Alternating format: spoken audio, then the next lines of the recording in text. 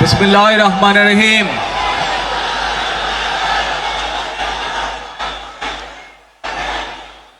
প্রিয় বাংলাদেশ, উপস্থিত প্রিয় মুরব্বীবর্গ, মঞ্চে উপস্থিত জাতীয় নেতৃবৃন্দ, আমার সামনে উপস্থিত প্রিয় ভাই ও বোনেরা এবং মিডিয়ার মাধ্যমে সমগ্র বাংলাদেশ থেকে যারা দেখছেন এই অনুষ্ঠান, প্রিয় ভাই বোনেরা, প্রিয় মা বোনেরা, আসসালামু আলাইকুম। তো ভাই বোনেরা, আজ প্রথমেই আমি রাব্বুল আলামিনের দরবারে হাজারো লক্ষ কোটি শুকরিয়া জানাতে চাই। রাব্বুল আলামিনের অশেষ রহমতে আজ আমি আমার প্রিয় মাতৃভূমিতে ফিরে আসতে পেরেছি আপনাদের দোয়ায়, আপনাদের মাঝে। প্রিয় ভাই বোনেরা, আমাদের এই প্রিয় মাতৃভূমি 1971 সালে লাখো শহীদের রক্তের বিনিময়ে অর্জিত হয়েছিল। ঠিক একইভাবে 75-এ আবার 7ই নভেম্বর আধিপত্যবাদীদের হাত থেকে রক্ষার জন্য সেদিন সিপাহী জনতার বিপ্লবের মাধ্যমে আধিপত্যবাদের হাত থেকে দেশকে রক্ষা করা হয়েছিল। একইভাবে পরবর্তীতে 90-এর স্বৈরাচারের বিরুদ্ধে এদেশের জনগণ, এদেশের খেটে খাওয়া মানুষ তাদের গণতান্ত্রিক অধিকারকে ছিনিয়ে এনেছিল। কিন্তু তারপরেও ষড়যন্ত্রকারীদের ষড়যন্ত্র থেমে থাকেনি। আমরা তারপর দেখেছি 2024 সালে, 71 সালে এই দেশের মানুষ যেমন স্বাধীনতা অর্জন করেছিল, 2024 সালে এদেশের ছাত্র জনতা সহ সর্বস্তরের মানুষ, কৃষক, শ্রমিক, গৃহবধূ, নারী, পুরুষ, মাদ্রাসার ছাত্র সহ দলমত নির্বিশেষে, শ্রেণী পেশা নির্বিশেষে সকল মানুষ সেদিন 2024 সালের 5ই আগস্ট এই দেশের স্বাধীনতা এবং সার্বভৌমত্বকে রক্ষা করেছিল। প্রিয় ভাই বোনেরা, আজ বাংলাদেশের মানুষ কথা বলার অধিকার ফিরে পেতে চায়। তারা তাদের গণতান্ত্রিক অধিকার ফিরে পেতে চায়। বাংলাদেশের মানুষ চায় তারা তাদের যোগ্যতা অনুযায়ী ন্যায্য অধিকার পাবে। প্রিয় ভাই বোনেরা, আজ আমাদের সময় এসেছে সকলে মিলে দেশ গড়ার। এই দেশে যেমন পাহাড়ের মানুষ আছে, এই দেশে একইভাবে সমতলের মানুষ আছে। এই দেশে মুসলমান, বৌদ্ধ, খ্রিস্টান, হিন্দু সহ বিভিন্ন ধর্মের মানুষ বসবাস করে। আমরা চাই সকলে মিলে এমন একটি বাংলাদেশ গড়ে তুলব আমরা, যেই বাংলাদেশের স্বপ্ন একজন মা দেখেন, অর্থাৎ একটি নিরাপদ বাংলাদেশ আমরা গড়ে তুলতে চাই। যে বাংলাদেশে একজন নারী, একজন পুরুষ, একজন শিশু যেই হোক না কেন, নিরাপদে ঘর থেকে বের হলে নিরাপদে ইনশাআল্লাহ ঘরে আবার ফিরে আসতে পারে। প্রিয় ভাই বোনেরা, এই দেশের জনসংখ্যার অর্ধেক নারী, 4 কোটিরও বেশি তরুণ প্রজন্মের সদস্য, 5 কোটির মতন শিশু,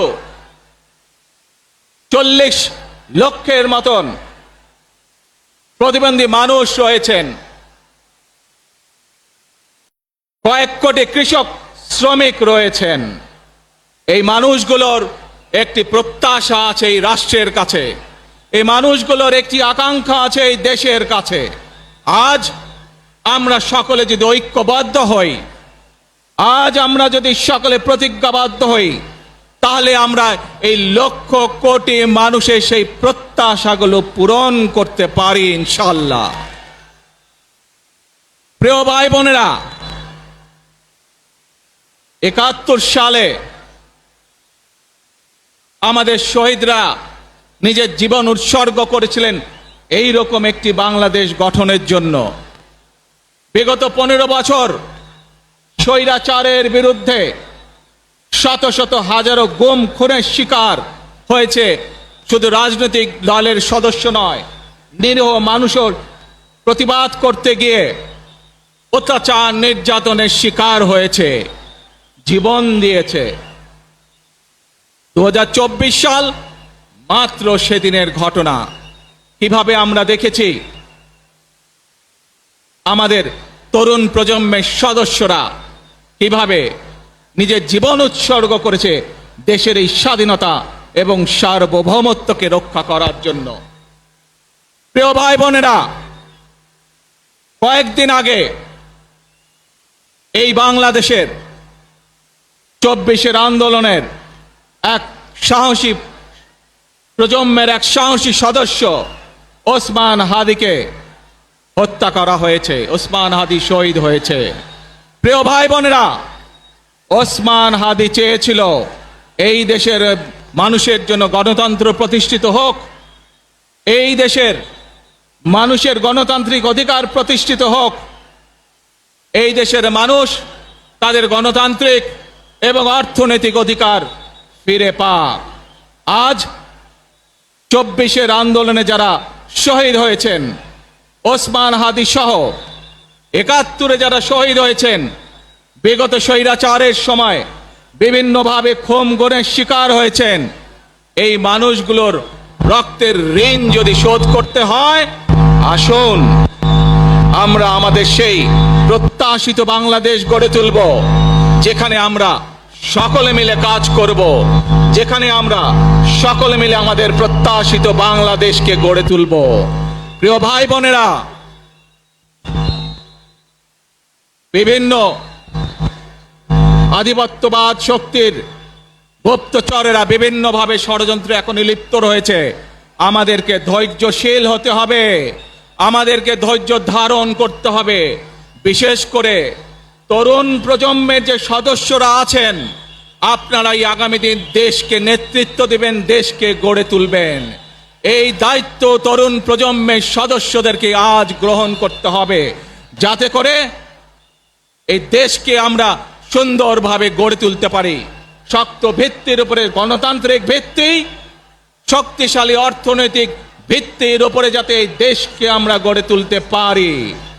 প্রিয় ভাই বোনেরা, আমার সাথে আজকে মঞ্চে এখানে বহু জাতীয় নেতৃবৃন্দ বসে আছেন। আসুন আজকে আমরা দুহাত তুলে আল্লাহর দরবারে দোয়া করি, আল্লাহর রহমত আমরা চাই। যে সকল জাতীয় নেতৃবৃন্দ এই মঞ্চে আছেন, মঞ্চের বাইরে যে সকল জাতীয় আরো নেতৃবৃন্দ আছেন, আমরা সকলে মিলে এই দেশকে নেতৃত্ব দিয়ে আমাদের বাংলাদেশের জনগণের প্রত্যাশিত সেই বাংলাদেশকে আমরা গড়ে তুলতে চাই। আমাদেরকে যে কোনো মূল্যে আমাদেরকে এই দেশের শান্তি শৃঙ্খলা রক্ষা করতে হবে। যে কোনো উস্কানির মুখে আমাদেরকে ধীর শান্ত থাকতে হবে। প্রিয় ভাই বোনেরা, আমরা দেশের শান্তি চাই, আমরা দেশের শান্তি চাই, আমরা দেশের শান্তি চাই। প্রিয় ভাই বোনেরা, মার্টিন লুথার কিং নাম শুনেছেন না আপনারা? নাম শুনেছেন তো আপনারা? মার্টিন লুথার কিং, তার একটি বিখ্যাত ডায়লগ আছে, আই হ্যাভ এ ড্রিম। আজ এই বাংলাদেশের মাটিতে দাঁড়িয়ে আপনাদের সকলের সামনে আমি বলতে চাই, বাংলাদেশ জাতীয়তাবাদী দলের একজন সদস্য হিসাবে আপনাদের সামনে আমি বলতে চাই, I have a plan for the people of my country, for my country. আজ এই পরিকল্পনা দেশের মানুষের স্বার্থে, দেশের উন্নয়নের জন্য, দেশের মানুষের ভাগ্যের পরিবর্তনের জন্য যদি সেই প্ল্যান, সেই কার্যক্রম, সেই পরিকল্পনাকে বাস্তবায়ন করতে হয়, প্রিয় ভাই বোনেরা, এই জনসমুদ্রে যত মানুষ উপস্থিত আছেন, এই সারা বাংলাদেশে গণতন্ত্রের শক্তি যত মানুষ উপস্থিত আছেন, প্রত্যেকটি মানুষের সহযোগিতা আমার লাগবে। প্রত্যেকটি মানুষের সহযোগিতা আমাদের লাগবে। আপনারা যদি আমাদের পাশে থাকেন, আপনারা যদি আমাদেরকে সহযোগিতা করেন, ইনশাআল্লাহ আমরা আই হ্যাভ এ প্ল্যান বাস্তবায়ন করতে সক্ষম হব। আসুন আমরা আল্লাহ রব্বুল আলামিনের দরবারে হাত তুলে প্রার্থনা করি, আমরা জানো হে রব্বুল আলামিন, হে একমাত্র মালিক, হে একমাত্র পরওয়ারদিগার, হে একমাত্র রহমত দানকারী, হে একমাত্র সাহায্যকারী, আজ আপনি যদি আমাদেরকে রহমত দেন, তাহলে আমরা এই দেশের মানুষ কঠোর পরিশ্রম করার মাধ্যমে আমাদের প্রত্যাশিত বাংলাদেশকে গড়ে তুলতে পারবো। আজ যদি আল্লাহর রহমত এই দেশ এবং এই দেশের মানুষের পক্ষে থাকে, আল্লাহর সাহায্য, আল্লাহর দয়া এই দেশের মানুষের উপরে, এই দেশের উপরে থাকে, ইনশাআল্লাহ আমরা আমাদের প্রত্যাশিত বাংলাদেশ গড়ে তুলতে সক্ষম হব। প্রিয় ভাই বোনেরা, আজ আসুন আমরা সকলে মিলে প্রতিজ্ঞা করি, আমরা সকলে মিলে প্রতিজ্ঞা করি যে ইনশাআল্লাহ আগামী দিনে দেশ পরিচালনার দায়িত্বে যারা আসবে, আমরা সকলে নবী করিম সাল্লাল্লাহু আলাইহি সাল্লামের যে ন্যায়পরায়ণতা, সেই ন্যায়পরায়ণতার আলোকে আমরা দেশ পরিচালনার সর্বোচ্চ চেষ্টা করব। ভাই বোনেরা, আজ আপনারা জানেন এখান থেকে আমি আমার মা দেশনেত্রী খালেদা জিয়ার কাছে যাব। একটি মানুষ, যে মানুষটি এই দেশের মাটি, এই দেশের মানুষকে নিজের জীবনের থেকেও বেশি ভালোবেসেছেন, তার সাথে কি হয়েছে আপনারা প্রত্যেকটি মানুষ সে সম্পর্কে অবগত আছেন। সন্তান হিসাবে আপনাদের কাছে আমি চাইবো, আজ আল্লাহর দরবারে আপনারা দোয়া করবেন যাতে আল্লাহ ওনাকে তৌফিক দেন, উনি যাতে সুস্থ হতে পারেন। প্রিয় ভাই বোনেরা, সন্তান হিসাবে আমার মন আমার মায়ের বিছানার পাশে পড়ে আছে সেই হাসপাতালের ঘরে, কিন্তু সেই মানুষটি যাদের জন্য জীবনকে উৎসর্গ করেছে, অর্থাৎ আপনারা এই মানুষগুলোকে, যাদের জন্য দেশনেত্রী খালেদা জিয়া জীবন উৎসর্গ করেছেন নিজের জীবন, সেই মানুষগুলোকে আমি কোনোভাবেই ফেলে যেতে পারি না। এবং সেজন্যই আজ হাসপাতালে যাবার আগে আপনাদের প্রতি সহ টেলিভিশনগুলোর মাধ্যমে যারা সমগ্র বাংলাদেশে আমাকে দেখছেন, আপনাদের সকলের কাছে কৃতজ্ঞতা প্রকাশ করার জন্য আজ আমি এখানে দাঁড়িয়েছি আপনাদের সামনে। প্রিয় ভাই বোনেরা, আসুন আমাদেরকে আজকে নিশ্চিত করতে হবে, আমরা যে ধর্মের মানুষ হই, আমরা যে শ্রেণীর মানুষ হই, আমরা যে দলেরই রাজনৈতিক দলের সদস্য হই অথবা একজন নির্দলীয় ব্যক্তি হই, আমাদেরকে নিশ্চিত করতে হবে যে কোনো মূল্যে আমরা আমাদের এই দেশের শান্তি শৃঙ্খলাকে ধরে রাখতে হবে। যে কোনো মূল্যে যে কোনো বিশৃঙ্খলাকে পরিত্যাগ করতে হবে। যে কোনো মূল্যে আমাদেরকে নিশ্চিত করতে হবে যাতে মানুষ নিরাপদ থাকতে পারে।